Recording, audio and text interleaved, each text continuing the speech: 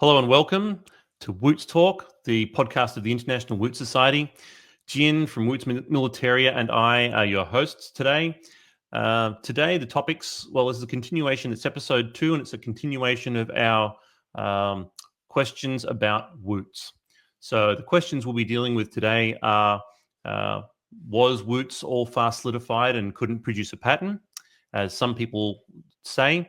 Are there examples of southern Indian Woots with patterns? And also the early Woots researchers never mentioned a pattern. What's the deal about that? Did they not? So let's go to the first question, and welcome, Jin. Hi Tim. Let's see. Why don't you start off with this guy again, Dr. Voicey, and talk about this. All right. Okay. It's an interesting topic, and a lot of people listening probably don't know this is even a thing. Questioning if Woots had a pattern or not. That's an interesting one, right? So yeah. Well, why don't you give us a little bit of background about the difference? What the actual why there is a question in the first place? Because we've already talked about Woots and historically talking about a pattern. Sorry, what was the question again? Sorry. That's all right. Why don't you just go in and just explain a little bit of why there is a question about why is there a difference of opinion between whether there is a pattern? I get you. Okay. Or not. All right. Yeah, I see what you're saying. Okay, like to fill in the people who don't realize this is even a thing, because a lot of us don't. Right? A lot of people don't realize there's people out there that want to differentiate Woots to Foulard and Foulard to whatever, right? Correct. Yeah. And that's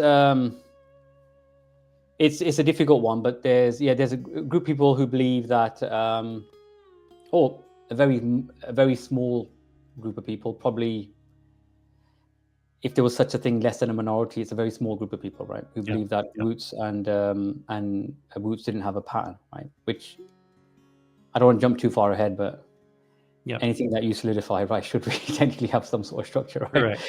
Right. Yes. So which metallurgically, it doesn't make sense anyway, right? But yeah. So there's people out there who challenge that Woots never had a pattern, right? And if you look at the previous videos that we did, you'll see some information relating to this topic as well. But yeah, that's really what it is that there's an argument that Woots was a different thing to Foulard, or Woots didn't have a pattern.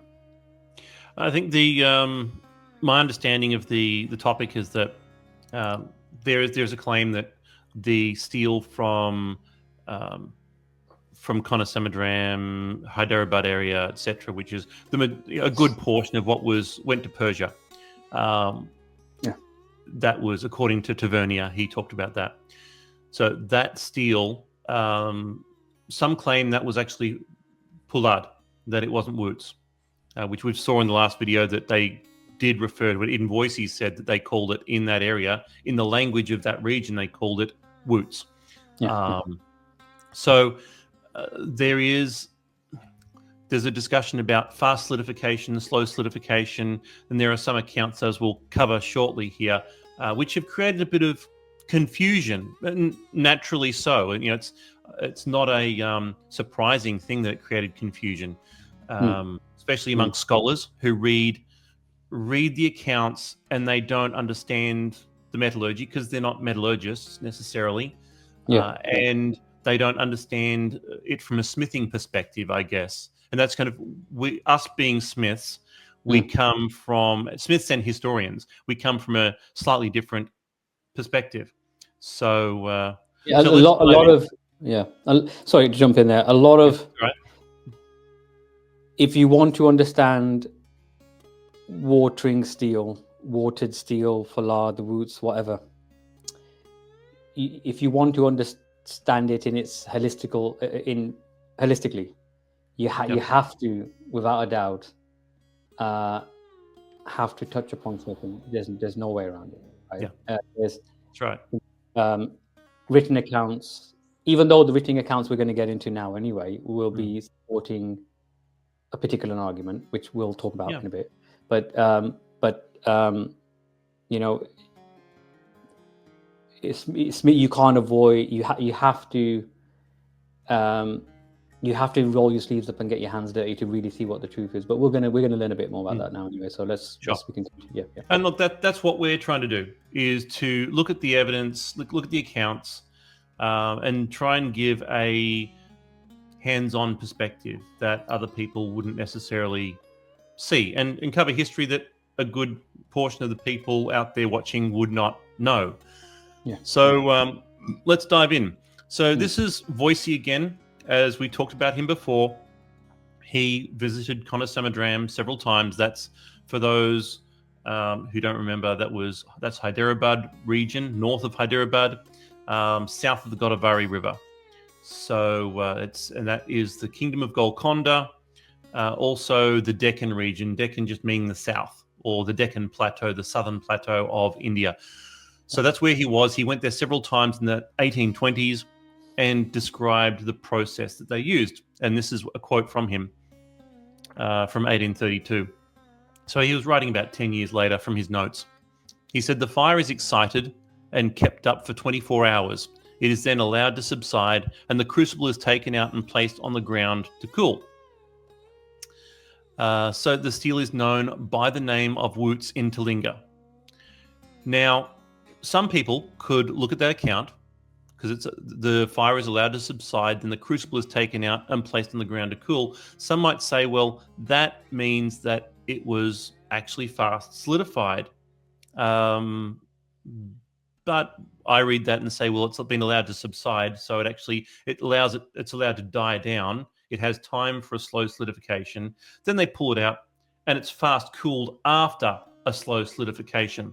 But how would we actually know? And this is a very good question. And if when you understand metallurgy, when you can look at ingots, because we've made a fair few, when you look at ingots, you can see, this is some characteristics that actually tell us. It gives us the history of the ingot. So let's look at one of these ingots. This is from the cache that was found from that very village, from a paper published in 2024. Now, you'll notice this is a close-up of the dendrites.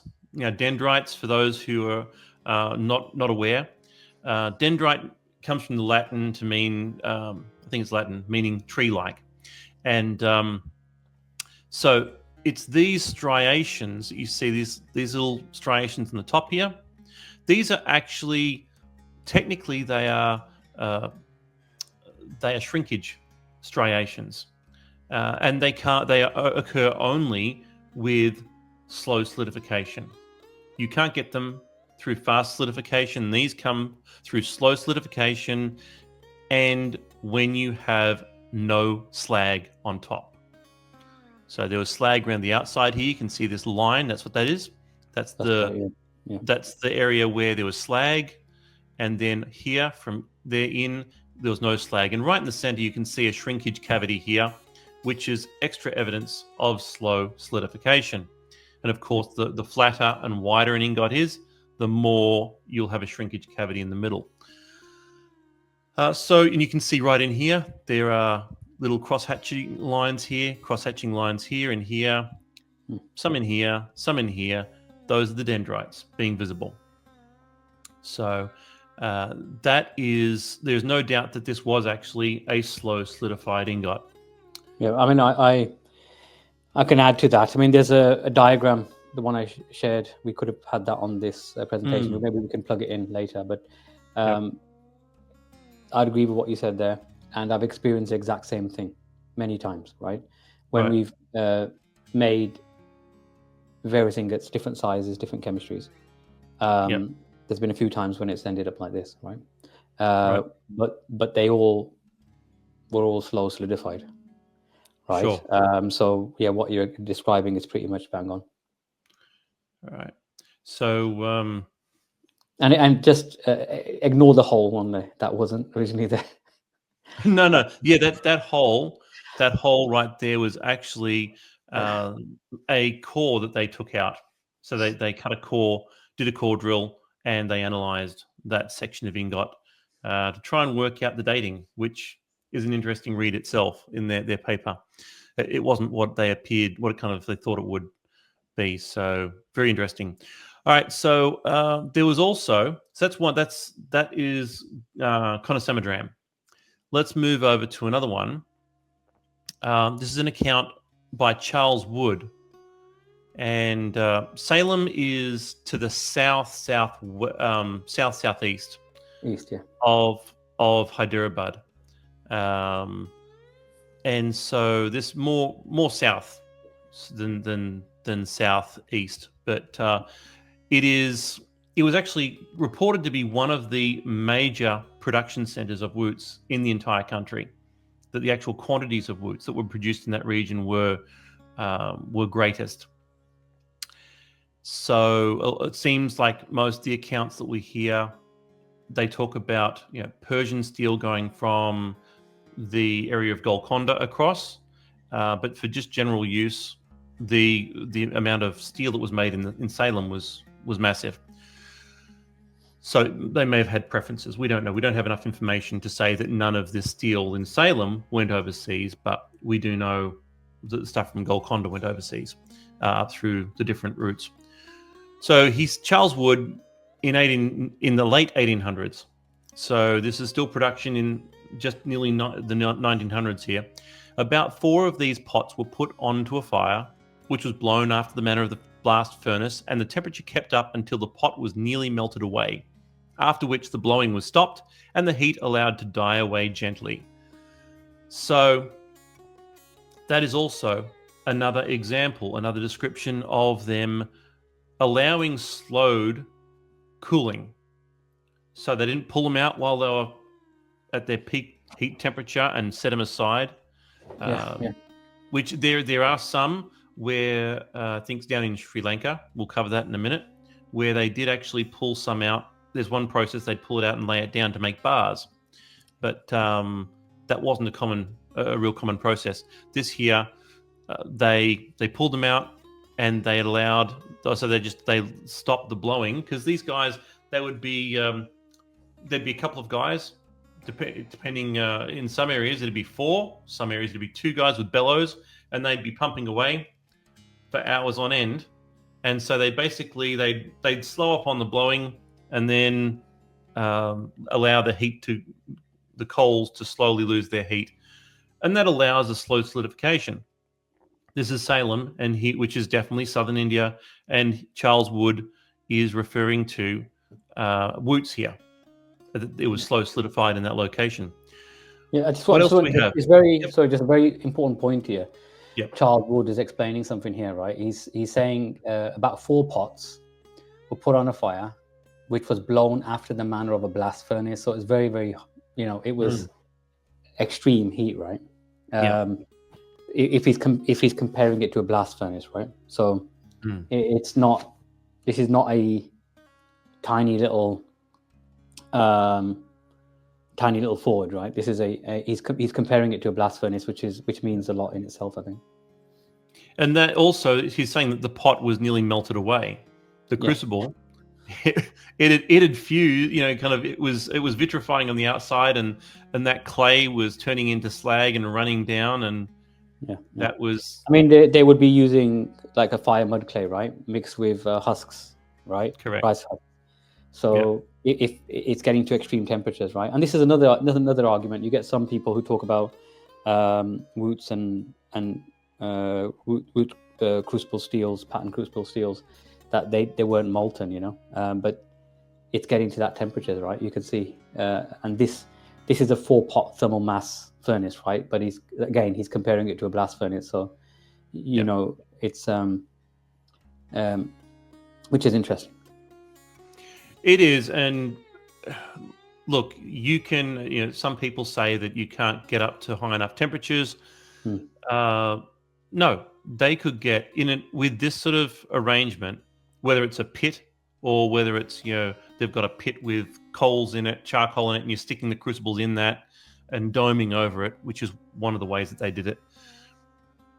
You're talking about charcoal here. Charcoal burns very hot and very fast. And if you've got a continuous stream of air on it, it'll get to melting temperatures, no problems. It will get up to at least 1550 degrees, which is more than enough for melting these steels. I mean, they melted 1.6 to 1.8% carbon. You're looking at easily melted at 1460 degrees centigrade. Not a problem. It's real easy for those sort of fires to get up to that temperature. So let's see here. So that was him. Also, now we have an account from Wilkinson here, Henry Wilkinson, who was one of the originators.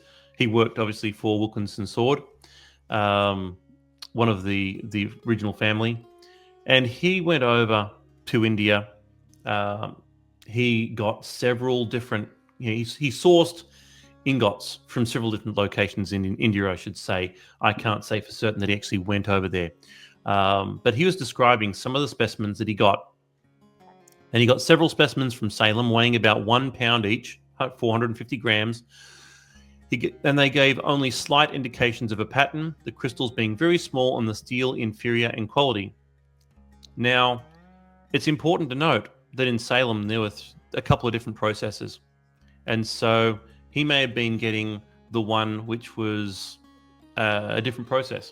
Because when we look at another ingot shortly, we'll see actually these were very, very good quality ingots. They're ingots that we could take and make some really nice watered steel from. No problems at all. But there's something important to mention here. Yeah. In 1837, right, the British would have, by 1837 they had full control over the whole of India, right? Yes. So much so they were planning to move the frontier to Afghanistan, right? So 1837, they would have completed things by then with the Sikh Empire at the north, right? But southern India was already done. Mm-hmm. Southern India, central India, getting up to, it was already sorted by then, right? Britain had its control over India, right? Yeah. So the attitude would have been, and I'm being of Indian heritage myself, and I can speak that the attitude would have been to treat the invaders or the conquerors with a bit of animosity, right? And they wouldn't have really respected them, or they definitely wouldn't have wanted to share their trade secrets, right? Correct. Okay, so this is a totally different time period, right? Different people, different groups, states in India are acting differently. So, correct. The social norms have changed in India, right? People will want states that were friends with other states were sometimes no longer friends, right? Yes. If you look at the divide and conquer strategy by the British, right, it left a lot of bad taste between certain rulers. Yeah, there was things being shipped out of India, and there was things moving towards industrial revolution and things like this, right? Yeah. But the point I ultimately want to make is that Wootz steel or crucible steel, patterned crucible steels, was seen as a secretive art. It was a certain club to be part of, right? Yes. You wouldn't just share that with some random dude, right? So you wouldn't just share that, and also the communication, the language would be totally different, right? So, so if you go to India today, right? Mm-hmm. You go to India today, they're gonna say, if you buy tourist stuff, the tourist stuff is probably 100 times overpriced and probably cheapest, put the cheapest plastic and very good terrible goods, right? They just want to make a buck from you and say bye, and they're never going to see you again, right? Right. Well, most likely Wilkinson has got some very poor ingots. and In he this was sent case, as yeah, well. I'd say Most so. likely, right? Because Yeah. you know, this and in 1837, the steel makers and especially the sword makers and bladesmiths, they had by 1837 would have had enough experience with the Ferungi blades, with the foreign blades. So Yep. the blades coming in from the Portuguese, the Dutch, the European, the German, the English blades that were coming in and traded into India. They would have had examples. They would have seen them. So Totally. they knew a lot about the people they were talking to, right? So Yeah. So yeah, I'd probably say if I was a betting man, I would probably say the ingots he got were probably the ones they would probably say, let's just offload it to this guy. Yeah, and it's interesting too. The early researchers in the 1800s, several of them, while they praised the steel itself, the quality of the ingots were not what we're going to be showing here. Yeah. They were a different, like a lower quality, almost like it was the secondhand goods type of stuff.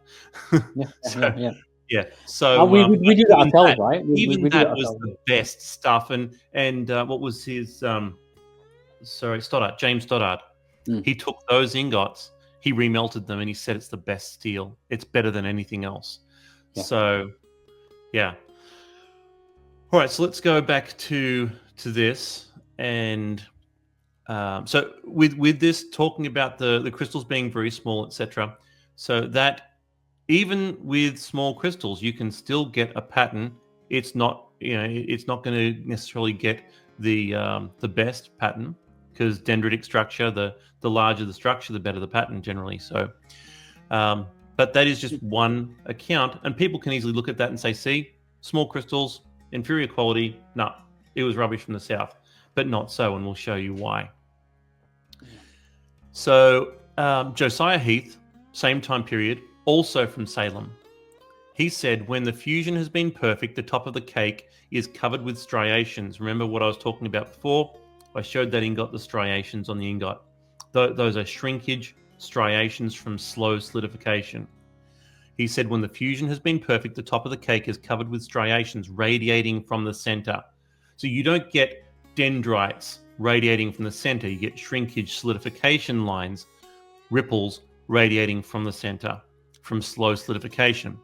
He said, without any holes or rough projection on it, but when the fusion has been imperfect, the surface of the cake has a honeycombed appearance and often contains projecting lumps of iron still in the malleable state.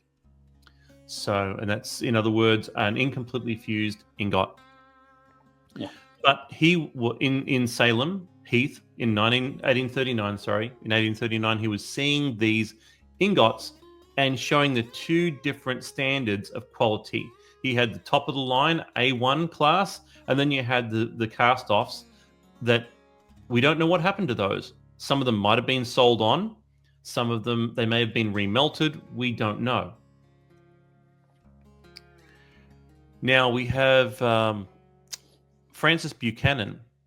In 1807, he said, upon breaking open the crucible, the steel is found melted into the well-known conical cakes of Wootz, which usually present a radiated wrinkling of their upper or flat surface. Now, here's two accounts. This is Mysore. Mysore is closer to the coast, around about the same latitude as Salem. And so we've got two accounts here of southern Indian Wootz where they had radiated tops, radiated wrinkling on the upper surface of the ingot, showing slow solidification lines. And he said it was considered by Buchanan to indicate a tendency to crystallization. And there would have been no doubt some dendrites seen as well if you looked closely. Yeah, I mean, what they're showing at that particular time, right? In that time period is what they can see with their own eyes, right? Yep. But the structure you can see, it tells you everything you need to know, right? Absolutely. And so when we have both, it's really interesting. It gives us a more complete picture. Not only do we have what the people who are there are saying, but we also have the ingots which speak for themselves. Now, this is an ingot that was from Holland. From Holland, which was late 1800s. And as you can see, it's been cut in half. So this would have been a complete circle. And then this is that's a slightly angled top view. That's right. It's angled so you can see the dissected surface, which is this down here. And you see the radiated wrinkles there. And there's a slight shrinkage porosity that you can see right in here. But that's all right. But over here you see these lines, which are the striated wrinkles that were described by several different people. And that proves that they were slow solidified. You cannot have that at a fast solidification rate. The rate is roughly, it's hard to calculate it exactly, but it's roughly something around about the 5, between 5 and 10, but probably closer to 5, the 5 mark degrees centigrade per minute of cooling rate, which is quite a slow rate. And then we look at this. I mean, sorry, just to add there, even if it was faster than that, from full solidification, right? From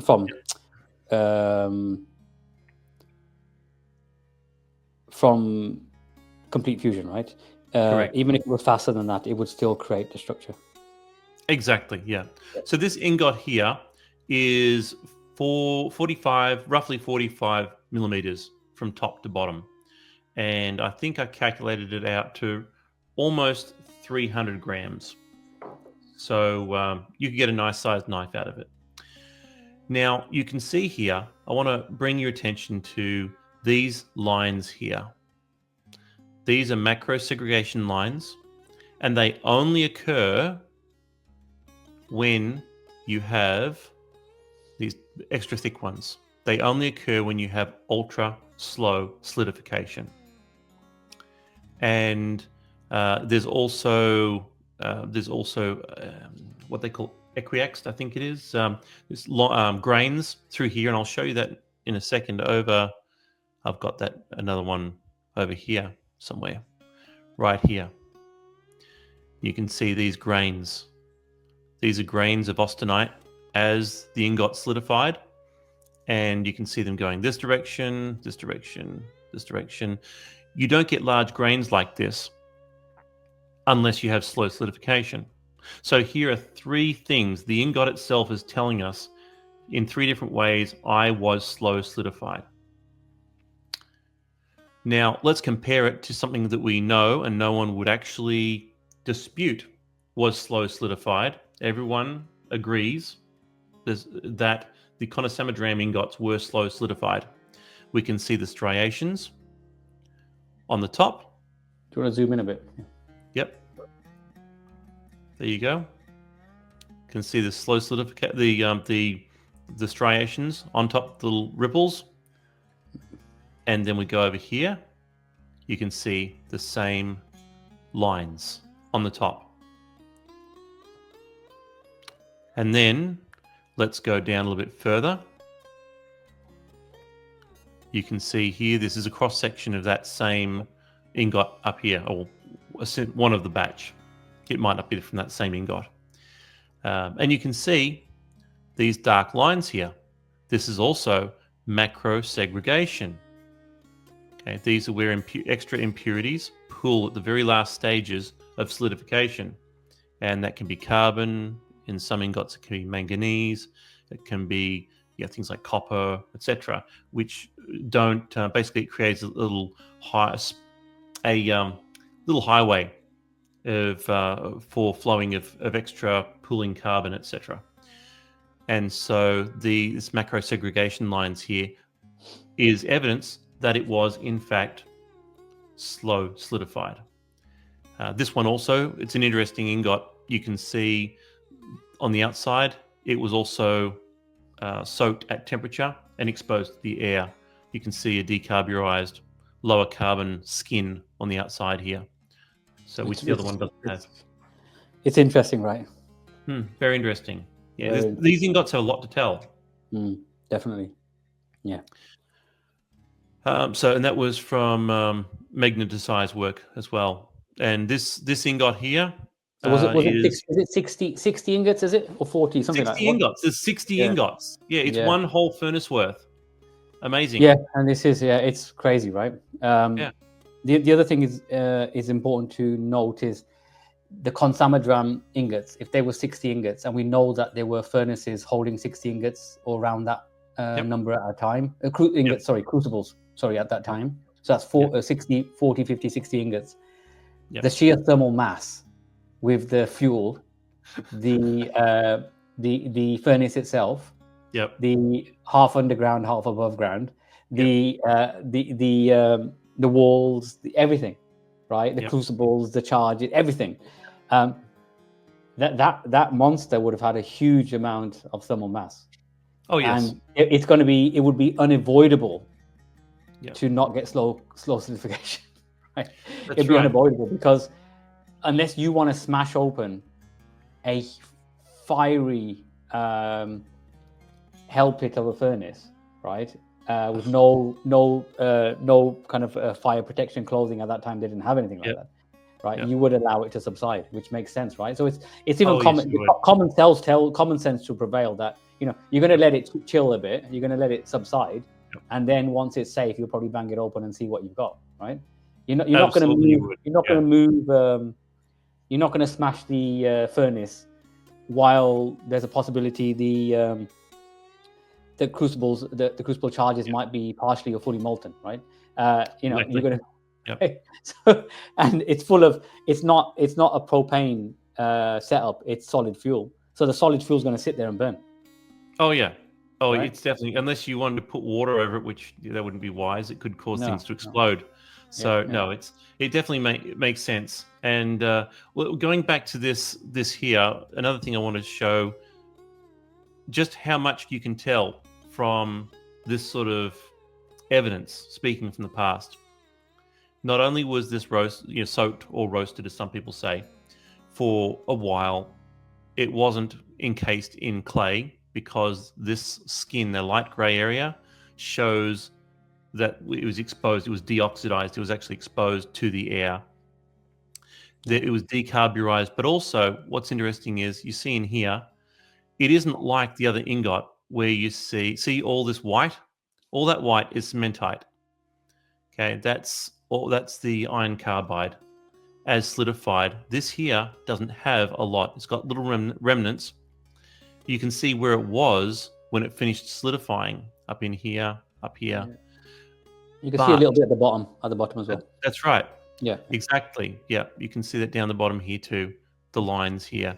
But the fact that you don't see all those, you see them in a partially melted state. There's just remnants left. That means that they actually roasted this or soaked this at a decent temperature for a long enough time to allow that carbon to melt and to diffuse away into the ingot. So, as I said, there's a lot we can learn just by a little slide here, a photograph of a cross-section of an ingot.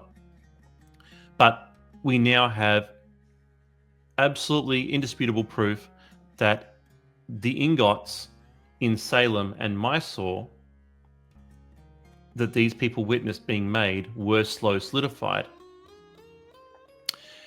And so we have here this ingot. We have a slow solidification. One, it's got a mixed structure of equiaxed and columnar grains. So columnar ones are where the dendrites grow from the outside inwards. Like you see those down the bottom here. And then equiaxed is ones that go in different directions. And you can see that as well. So that's a sign of slow solidification. Then you've got large grain size. These large grains here don't occur with fast solidification. You get small grains. You have macro segregation and solidification channels, which are these dark lines that I pointed out. You've got both dendrites and those dark, thicker lines, which you can see up here and down through there and here. Then you also have the radiating shrinkage ridges on the top.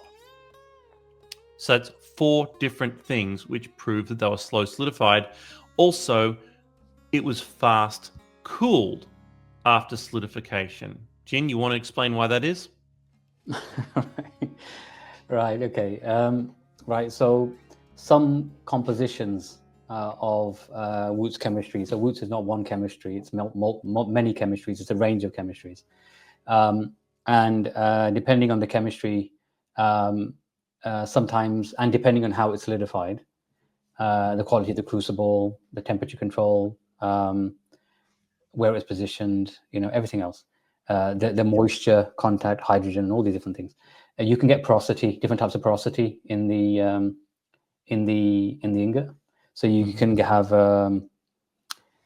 gas porosity or shrinkage porosity or inclusion porosity, right? Those are the three main ones. And porosity is okay because as long as the porosity can be closed, it's fine, and it was quite common. But if that porosity was exposed to low to mid temperature ranges, that's the time graphitization can nucleate in those porosity pockets.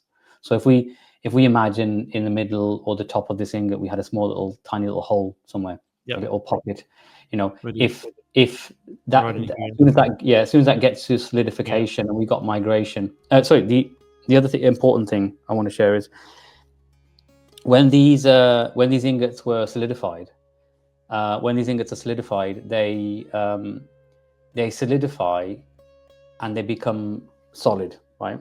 Yep. But the carbon migration continues. Exactly. The fusion of carbon continues. What happens is it's hard for people to understand who don't get their head around metallurgy or the steel making process. But basically, and it took me quite a while to get my head around this.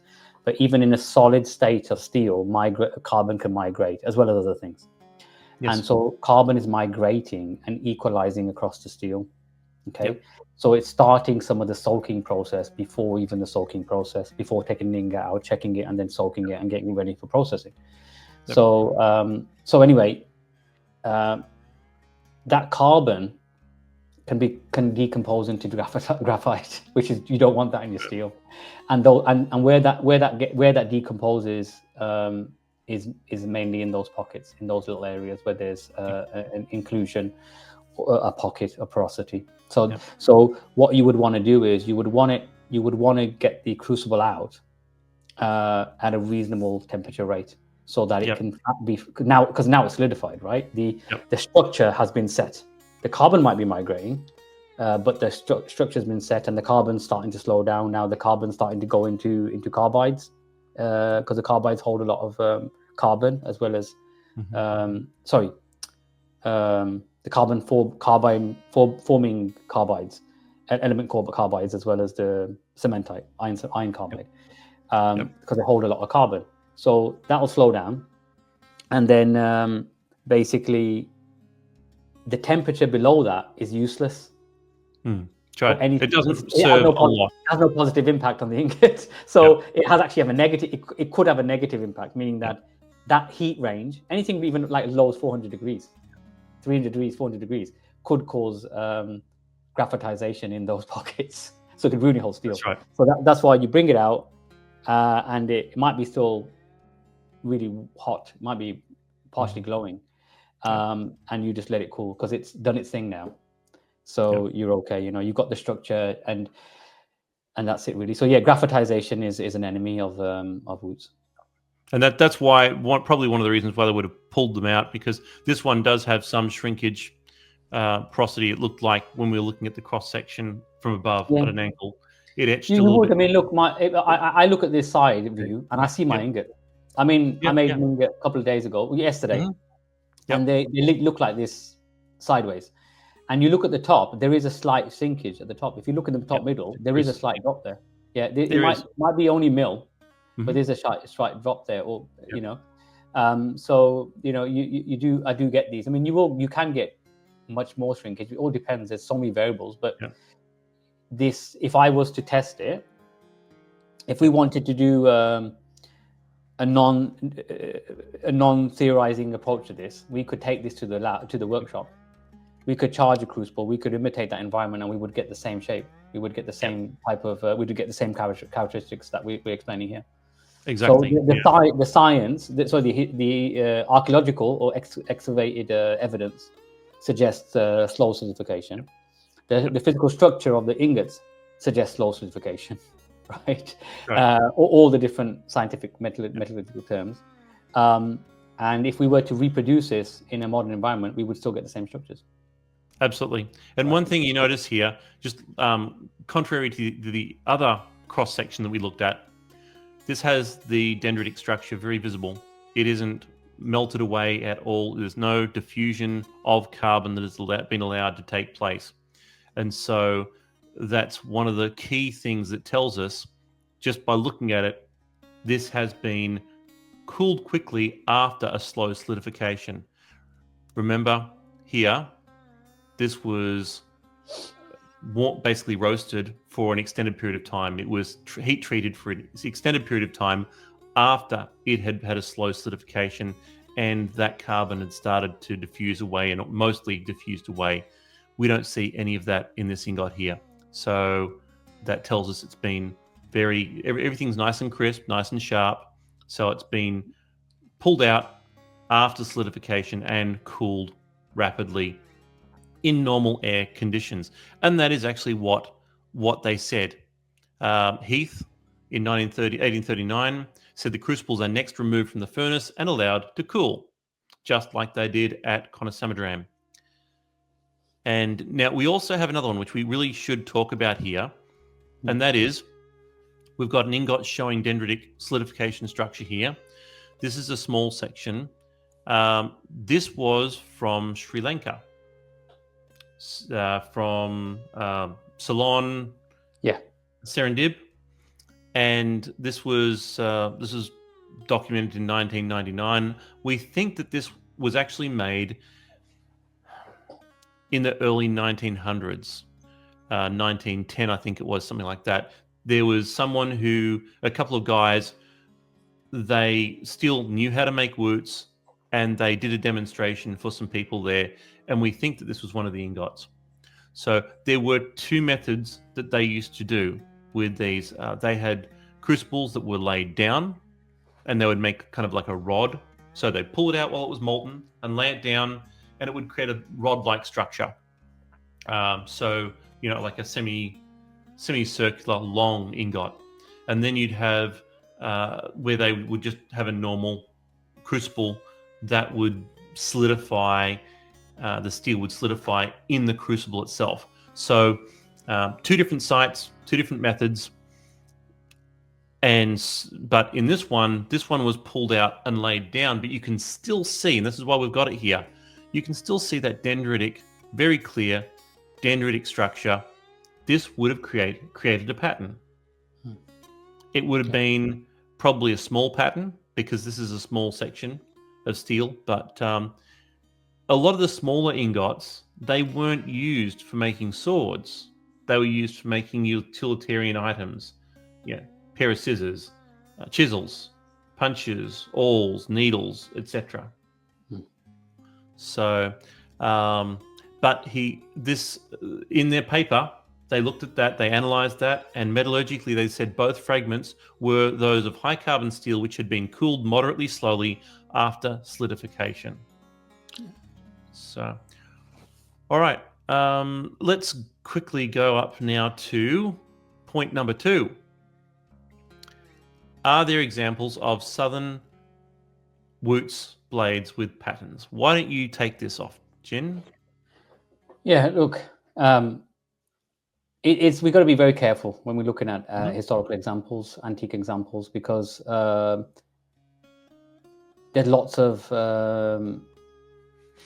reasons why things have changed, right? And attitude change and alliances change and things like this, right?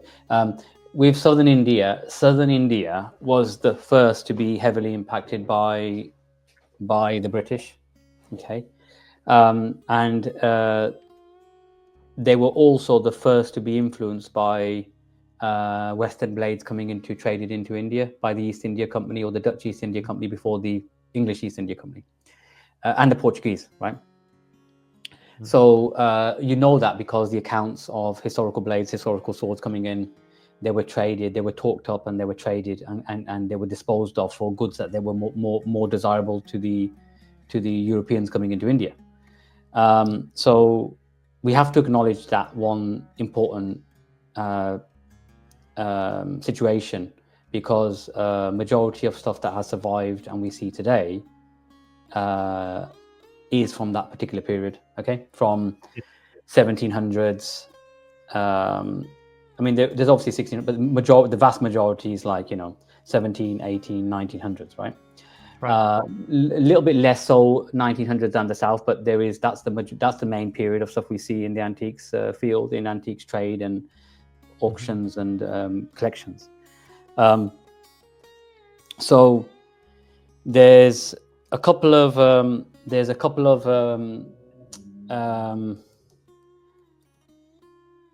I'm going to get this up if I can.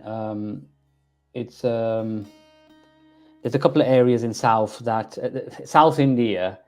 The South Indian weapons are there's 2 or 3 styles of South Indian weapon that can be, without a doubt, be traced back to a particular area, a particular region. Mm-hmm. One's the Vijayanagara hooded Qatar, which we're going to show in a second. The other one is Tanjore, so the Tanjore Qatar, the Tanjore weaponry. So these are 2 main places, because they are proper southern. These are 2 main areas, kingdoms, regions, places that majority of historians would say, yeah, you know what, this is from that particular region, right? Because it was their style, their way of doing things. So if we could get an example that would show watering, you'd see that they knew what watering steel was. They knew what Woots or Falad was, and they would use it, right? Yep. So if we go back to the screen share for a second, we go to Miro, and you look at this one example. This is what we would class as a Vijayanagara style of Qatar, a hooded Qatar, known as a hooded Qatar, and that is specifically known to be from that particular region, which is the deep south of India. Right. If we scroll through the pictures, hopefully the pictures, they're a little bit blurry, I'm not sure why, but if you keep scrolling, go towards the blade, if you can see the blade at all. Yeah. Right, they're clear on my screen. Yeah, so I think that's fine. You can see it's wood steel, right? You can see it's watered steel, right? All right, okay. The blade shape, the handle shape, the hooded shape, the way it's been forged, the contours, the style is typical of that style of Qatar, right? But it's been executed extremely well with wood steel, right? Yep. Now, I can't say that every single Vijayanagara style Qatar is wood steel, because it isn't. Sometimes it was pattern welded, sometimes it was just plain steel, sometimes it was whatever, right? But you can see an example here, there was wood steel. So this is one example. This is one that came from my workshop, but there's many that's come from my workshop. This is the only one that I've managed to find. I've not done one for a couple of years now. And this is one I had to trace back for today's video, right? So in full disclosure, I found it a little bit hard to, I didn't have any photos. So I've requested my client for the photos, and he graciously gave the photos, right? So you can see clearly there's a Qatar from the deep south, from that particular kingdom, and it's fine, right? And you can see the pattern here is just you can see it really nice. There's a lot of pitting on there, because it's going to be a really old blade, right? And this is going to be late 17, early 1800s, right? So it's really quite an old blade, right? Okay. Yeah. But if you move to right, see if there's any others we've got here. Here we go. This one I see, again, it's a bit blurry on my screen, but can you see it at all? It is a little bit blurry. It's a Qatar from the Met. It's from Tanjore. And let me just zoom in on this side here. You want to describe a little bit about the style? Yeah, so this is a typical Tanjore style Qatar. The Tanjore style Qatars are very... Is the word zoomorphic? Is that the right word I'm going to use? Is that the term? Yes, that's exactly the right term, right? It's a lot of animal mythology, human aspects to the design work. It's very, very typical of that region. Very, very typical. Some of these blades tended to be European blades cut down and put onto the Qatars, but that was much later. We don't have a lot of early examples. I mean, there possibly are some, but the vast majority of that survived have early blades, but they're later additions to the handles, if that makes sense, right? Via the heavy trade with the European, mainly Portuguese, the Dutch, and then eventually the English, right? So that's that one, right? And now you can see on here, there's lines in here. So if you got with an educated eye, you can see these very white, seemingly to my eye, phosphorus-rich types of striations across here. You can see the dendritic structure in here. So this would be a crystalline pattern, correct, Jin? Yeah. I mean, I would even say there was probably even remnants of dendritic structure there almost as well. But sometimes there were Wootz blades that were heavily. People would think they're heavily pitted, but they were just heavily. They had a lot of graphitization. You can see it up in here as well. Yeah. Right. So yeah, I mean, this one most likely is a crucible steel process, but there's similar blades that are very similar, but they're European blades. Yeah. You can definitely see being a dendritic structure. You can see it clearly was a crucible steel type of blade, but it's a matter of the blades in museums like this here. This has a kind of a phosphorus look. This is just from atmospheric corrosion. What we're actually seeing here is where it's been pitted and where it hasn't been. It hasn't been polished and etched. If this was polished and etched, it would quite possibly look quite different, and you'd start to see different cementite structures. Look, I can tell you from my experience, right? Yep. And you can appreciate that I have lots of clients that want me to restore things that they don't want it to be showed outside, right? Or showed publicly or on social media.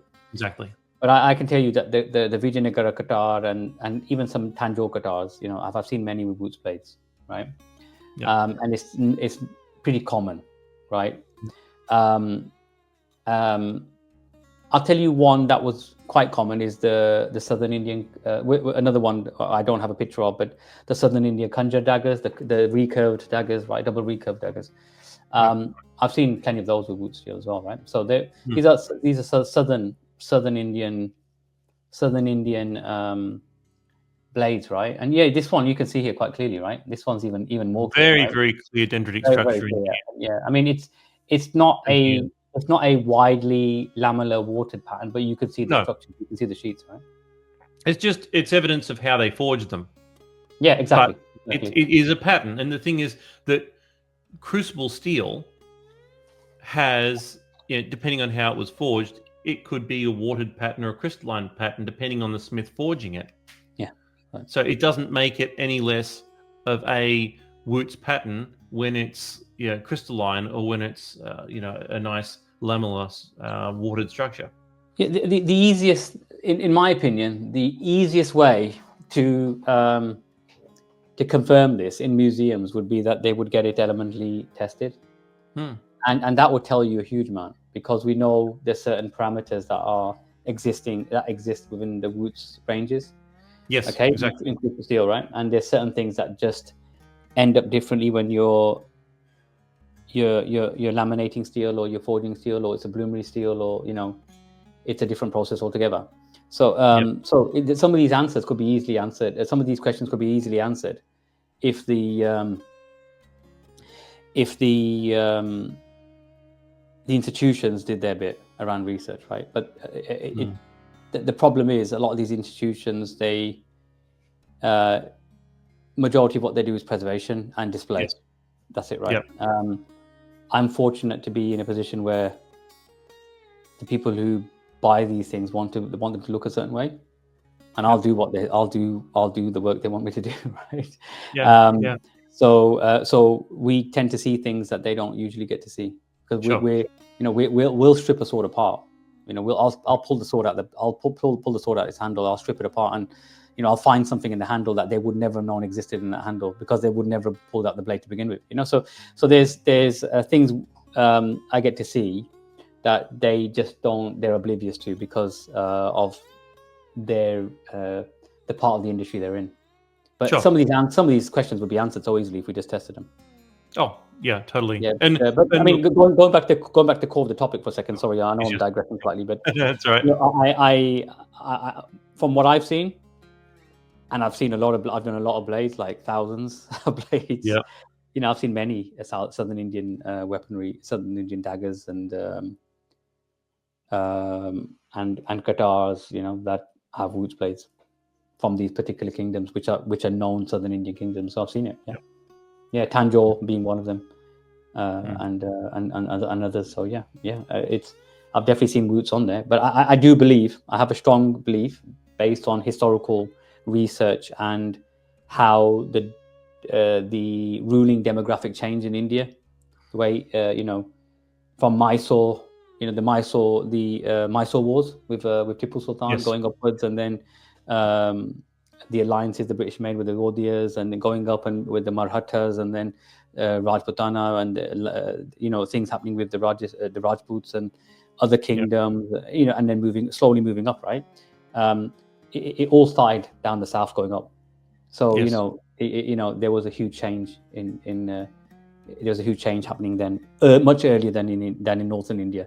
By the time they got to northern India, you know, where it was the northern Indian kingdoms, the Sikh kingdoms, stuff like that, and then eventually the Afghan frontier, things were very, very different then by then. Interesting. Well, let's go on to the last question that we have for today, and that is about the early Woots researchers.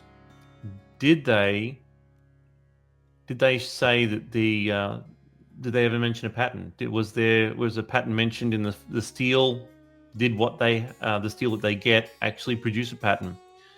Okay. So it's a question which has been thrown around a fair bit by certain researchers, certain historians, etc. And the answer, I believe, is clear. So the early researchers into Woots at the Royal Society. So let me just step back for a second. Right, the first guy to mention Woots in European sources was Helena Scott in the late 1890s. I think it's 1897, and he sent samples of the Woots that he had in his hand, that he was getting through Bombay at the time. He would send that to Joseph Banks at the Royal Society, the same Joseph Banks who was on the Endeavour, Captain Cook's botanist, during the discovery of Australia by the English. And so Joseph Banks, he became the head of the Royal Society after a while, and he had these ingots that were being sent to him, and he sent them to various researchers in the society and said, hey, try and find out what makes this steel tick. What's going on with this? And so those researchers were Pearson in 1795, Mouchet in 1805, and Stoddart and Faraday in 1819. And let's just look at a few things about what they said concerning the steel. So this is Mouchet. He said, I received a communication from Dr. George Pearson, candidly informing me of the almost insuperable difficulties they had encountered in the attempts made by them to forge their steel, the results of which had only been sufficient to form 3 penknife blades, one of which was then in the possession of King George III, another with Monsieur de la Place in Paris, and the third in the possession of Sir Thomas Frankland. Now, so they got some ingots and forged a couple of pocket knife blades out of them. Sir Thomas Frankland had one. And then he says, from the steel which was forged from these 5 cakes of Woots, several razors were made. Nor would he, Sir Thomas Frankland, have believed that the razors now sent him had been so forged from Woots, but for the wavy surface appearance they possessed, similar to the blade of his penknife from Pearson, a peculiarity of appearance he had much admired and one of the most distinguished characteristics of Woots. So here we have the original researchers in 1840 talking about the comparison between the first and second ingots that were tested, and how they both, although they were hard to forge, they both created this wavy pattern of Woots, characteristic for Woots. That's right, yeah. In the more perfect steel made from Indian iron by Mr. Heath, which was from conical ingots, I can perceive a marked surface difference in point of appearance, but to my eye it does not consist in any difference in wave-linear arrangement or watery arrangement or undulations, but in the nature of the polish, which partakes more of the luster of silver than the cold and watery brilliance of steel. So maybe higher carbon content, brighter, more intense pattern. Yeah, brighter steel. Yeah. Yep, brighter steel. So, but they both, it's testifying this is Wootz, called Wootz, was Wootz, and produced this wavilinear pattern, wavy, watered pattern. That's right. Yeah. So those were the original researchers. That's from Papers on Iron Steel in 1840. So I think that alone debunks the argument that Wootz didn't have a pattern. I think so. I think we've gotten pretty close. I mean, I'm still surprised we're discussing this, but yeah, I'll entertain it. Yeah.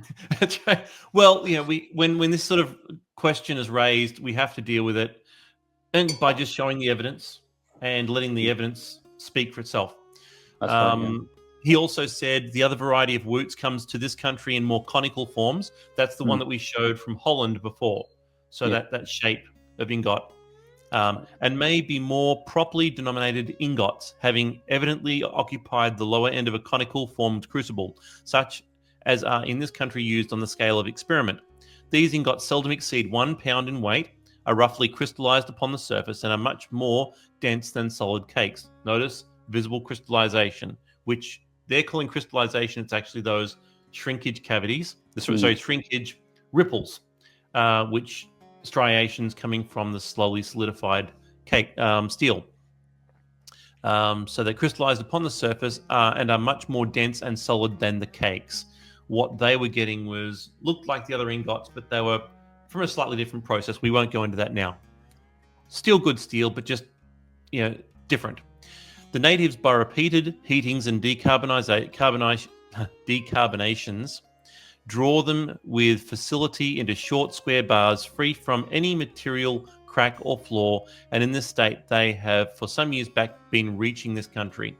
It's obvious from what has been said and taken place that these bars must have been altogether unknown at the time and subsequently to the experiments made by the parties before mentioned and myself. So in the early years they were only getting one source of steel, and then in later years they were getting another source of steel, and that's what they're talking about, which was clearly a better quality of steel, much more easy to forge. And there was a Qatar punch dagger in I want to say European or Russian museum, and I'll have to find the picture. One of my clients sent it me. I'll see if I can share the picture. We could probably add it in. And it was forged around 1840.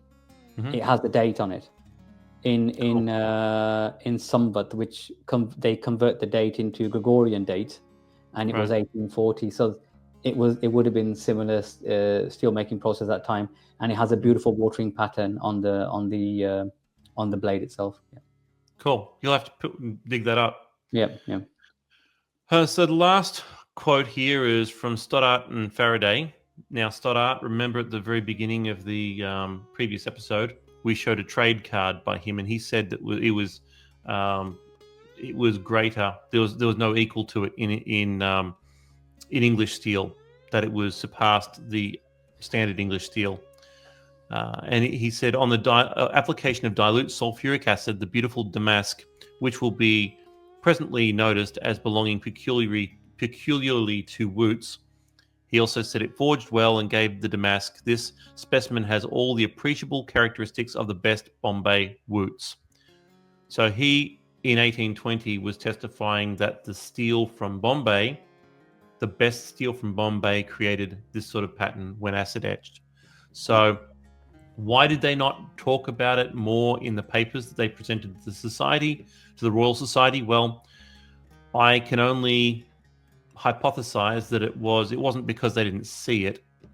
It was because they were more interested in alloying experiments, in being able to forge it well and how they were able to produce things. As we can tell, Pearson and Mouchette both produced steel in those experiments that Yeah. produced classical wavilinear patterns. And yet they didn't mention it in their papers. It was only afterwards in a book commenting about that they mentioned the pattern. So they might, you never know. It might be that they were, sometimes part of me thinks that were they trying to keep it a secret? Maybe, almost that, But look, ultimately regarding today's topic around did it have a pattern? Did Wootz have a pattern? Yeah. Those who bought Wootz, forged Wootz back in the day, who were outside of the Wootz manufacturing process, have confirmed that what they had that was named as Wootz had a pattern. So I think that argument's been debunked, really. Yeah, I think it's pretty clear. And not only could it create a pattern, but it did create a pattern, both of the researchers and the people who forged it out in southern India. Now, you do get, as I said, you do get crystalline patterns. Crystalline patterns are a legitimate historical pattern in India for Wootz.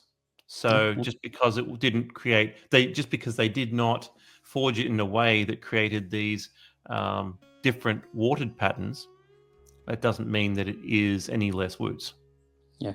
Look. I don't want to get too scientific on people, but I think ultimately, if you solidify steel, you're going to get a structure, and some of that structure is going to have a pattern regardless. I think it's going to be unavoidable, right? Yes, right. Exactly. So regardless of getting an ingot and forging it using particular techniques, because this is an advanced wood smithing topic, and we don't want to get in that right now. It is. We don't want to get into that right now. Yeah, but I think any steel that's solidified in a crucible that has impurities, even if it doesn't have a huge amount, even if it's low carbon, right? I mean, I've done lower carbon ones as well to produce sham Wootz, right? You will get a structure, regardless. You get a structure, right? You're going to get a pattern. It's going to be very easy to get a pattern. So all the testing I've done, and I've done tons and tons of kilos of this stuff, right? You always get some sort of structural pattern. It's unavoidable. Right. So this is why I find it's a bit of an interesting topic, because it's from a smithing perspective. Yeah, from not getting a getting a pattern is probably harder than getting a pattern, if that makes sense. Yeah. I mean, you can forge a Wootz ingot in a way that you get no pattern at all. You can screw it up, but you can screw it up, but I mean that's being silly, right? But what I mean is, if you know what you're doing, I mean it's pretty unavoidable, right? Yeah. Exactly. So, I find that quite interesting. But I mean, look, these are. Again, I mentioned this in the first video's episode thing, and I mention it again. These are external; these are non-natives, right? Yes. These are people who are being critical of the steel, and they're researching and trying to understand this steel. Yeah. And ultimately they've said that this steel had patterns, and we know it did anyway, because we talked about the historical stuff, people mentioning Watered and Al Hind and all sorts of different things, right?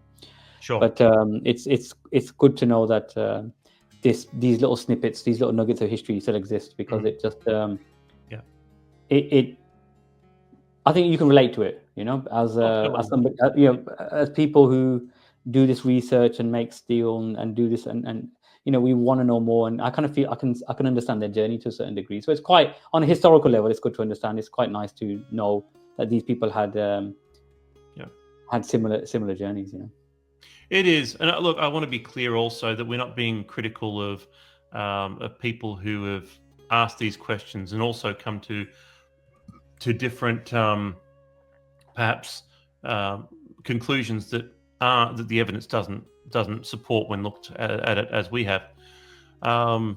It is easy for even people who are very very well read in the field to actually look at the evidence and see something different, to get a misunderstanding about the facts, or to kind of go off on a red herring. It's easy. So it's not something that that if you don't have the context, if you don't have the experience, then it's easy to go astray in a couple of areas. Doesn't mean that they're doesn't reflect on them as an individual historian, scholar, whoever it is who holds those opinions. It's easy to do, and all of us at some point have done that. So hopefully we've answered these questions satisfactorily, and we'll be having more questions and discussions as time goes on. Is there anything else you want to say, Jin, before we close off?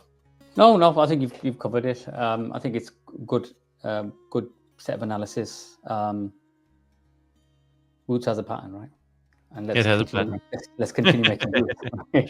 And no, it's great. I think it's something that I think all people should really understand and know. So all the Smiths should know this history.